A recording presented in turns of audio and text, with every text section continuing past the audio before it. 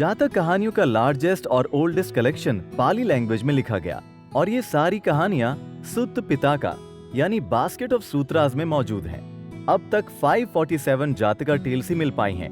ये कहानियां बुद्ध ने अलग अलग वक्त में अलग अलग लोगों को सीख देने के लिए सुनाई। लेकिन इन कहानियों का कलेक्शन किसने किया, इसके बारे में हिस्ट्री में कुछ भी नहीं लिखा है।